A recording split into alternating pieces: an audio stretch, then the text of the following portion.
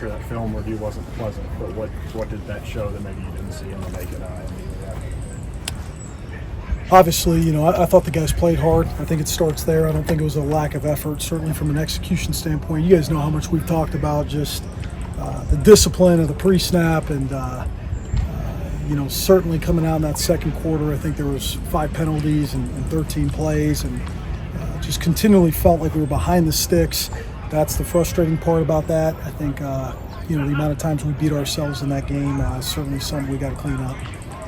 What do you think the problems on the offensive line? Are those fixable problems? Were they communication problems? How did you see that? Absolutely. I just think, a lot of it just came down to one-on-one battles, and I think we maybe came into the game and put a lot of emphasis on protecting those edges and those pass rushers. There were some things in the interior side that hurt us as well. And so, again, I thought we ran the ball well at times during the game, and I think that's a huge plus. Certainly, from a protection standpoint, we know what we got to do to take the next step there, and it starts again with me.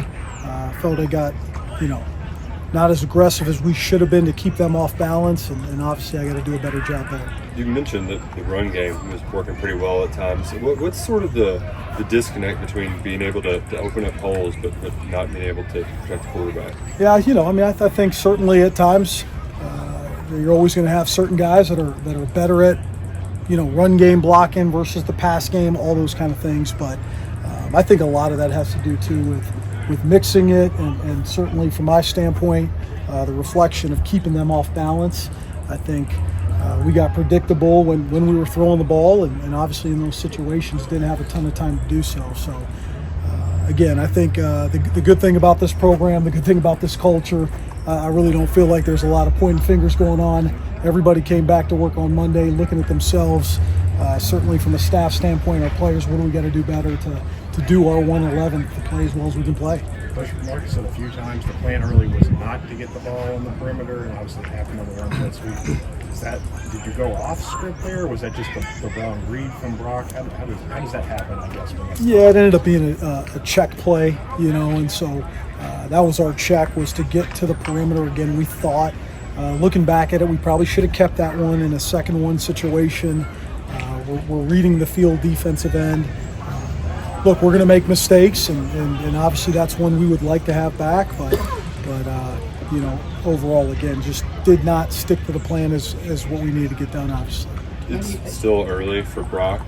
He's only started 2 games. So what do you do to make sure that his confidence doesn't get shot after a game like that? Yeah, he's a tough and resilient kid, so he's been through it in his own way. Again, whether he's been the starter or not the starter, he's been going through the highs and lows, and so we have full confidence he'll bounce back. Again, I always think it comes down to getting him in rhythm early, getting him in easy completion. So I think everything we're trying to do with this game plan moving forward is to get some confidence back there, get the ball out of his hands, complement it with a good run game. Nothing. These aren't like drastic turns here. Nothing. That we're looking at where we're saying we got to, do something out of what we've been training to do. We just got to focus, execute, and do a better job all around. There's been a lot of talk about the helmet communication. Was there any problems with that during the game, or how was that? No, I don't think so. Again, I think we've talked about it, just, the difference between being in a practice setting, and we're doing a better job now of not giving ourselves a ton of time, if you will, in practice, and getting lazy with that, just because, once the 40-second clock hits, you get the call in. There's only about 7-8 seconds to give the information you need to give, and but for the most part, no issues there. Brock should be pretty familiar with the team he's going up against, the defense he's going up against. Has he provided any additional insight that you can't see on film? And do you think there'll be any comfortability knowing the task at hand? I think so. I know one of their better players, the defensive end on the left side, was his roommate, and so I'm sure there's a ton of stuff like that for him, again, he's got to go through the process. It's got to be an experience for him that he enjoys. With that being said, he knows it's another SEC game. From the standpoint of providing information, certainly it's always nice to have somebody who's been in a program and know the details about the players. But nowadays, you have the film and you got a pretty good feel of who you're going up against. What do you see from the defense when you look at them on film? Solid all around. I give a lot of props to South Carolina and how they played. That was a physical group. that really played extremely well against us. And similar to that group, this is a similar group that you've been watching them play for 2-3 years. I think defensive line has been starting for a long time. It's a solid linebacker core that's played a lot of football. I think the safety 24 is one of the better players in the country. And so, again, this is an experienced group. Will be another really good challenge for us. And, again, the focus is about us Saturday, getting what we need to get done. You talked about the offensive line losing those one-on-one battles against South Carolina. So how do they win those battles against Georgia? I think it's every day. It's getting better. You guys know the season is not a final assessment after week 2. It's us getting back to work. It's getting the reps. Certainly what we got to do to build the depth and continue to work those things in practice. So, and it's one-on-one battles across the board. We may say line here, but tight ends, receivers. Everybody has a job to do, a role to do, and I think the thing we're always striving for from a staff standpoint, from a player standpoint, is who's getting better week to week. Well, one of the things that Mark mentioned after the game that he wished he could have over was the 4th down call. Ended up making a 2-possession game after they ended up kicking a field goal. How much lobbying do you get to do on that part in terms of going for it versus punting? I think every coordinator wants to go for it on every 4th down, so and I know that's the kind of guy he is to put blame on it, and he's put his blame on that for probably the last 48 hours. At the end of the day, in a 4th and 1 situation, we got to go execute. I think that could have been a play that could have happened the other way and got us a lot of momentum. So, again, I'm right there. I appreciate how aggressive he was. Obviously, again, every coordinator wants to be in those situations on a 4th down, a critical 4th down that can change the game. And that's just one of those we look back at that we got to go execute and get done. Well, I know last season, boys, they say you guys ranked number 2 in the country in 4th down conversion percentage. Is there any kind of, I don't call it special sauce, but is there anything other than execution that goes into I don't think that, so. I think it just, it comes down to the mentality we got to develop and having those situations. Certainly, 4th and 1 there, running the quarterback sneak play, we got to get a yard. So some of it comes down to the mentality we got to establish, we got to get going. We understand that, and certainly we look back at that as add that to another thing that needed to go right. You mentioned the safety earlier. What is it? Kind of challenges it for you and also for Brock, for a guy who seems like he can be all over the field all at once? Say that one more time. For the safety, when he can just line up in so many different spots. Yeah, he's a super instinctual player. I know they've used him at the nickel position at times when they've been down there. He's just one of those guys, man. Good football players are good football players. It doesn't matter what level you're at.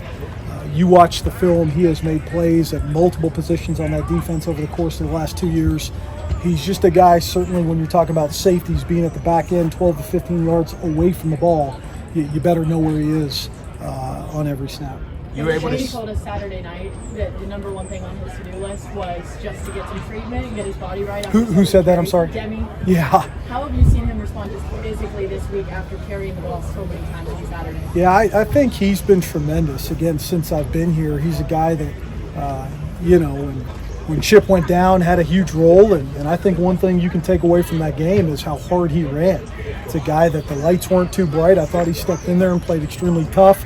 He's back out here on the first day of practice going 100 miles an hour. So I think that's, speaks volumes about him. He's everything you want from a toughness standpoint, and we just got to keep building on guys like that.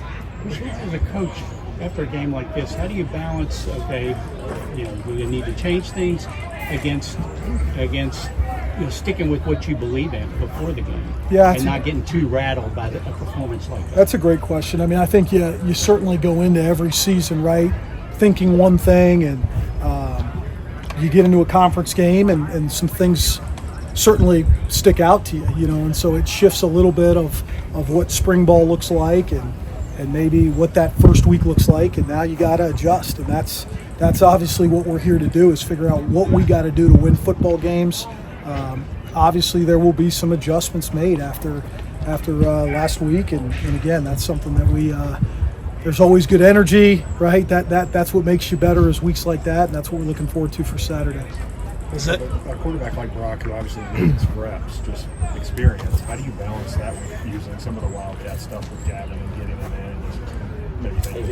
in? Yeah, there's never any perfect, scenarios there. The reality of our situation is right now at running back, we've talked about this.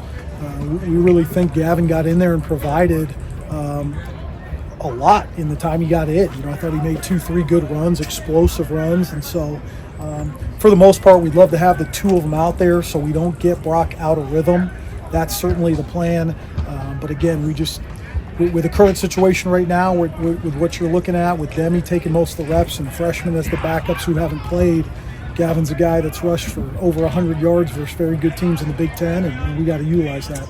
Bush, Saturday was the first time in Barry Allen's career he didn't catch a pass in the game. How have you seen him respond since then? He's been good, and again, that's on me. I mean, you look at it from the standpoint of him being one of our playmakers. Again, I've been impressed with his attitude throughout the offseason, through where he's at. He's come back here ready to go back to work. Again, there's no excuse for that. We got to find ways to get him the football, to protect it, to push it down the field, and again, we're aware of that. So. Okay, folks, thank you very much.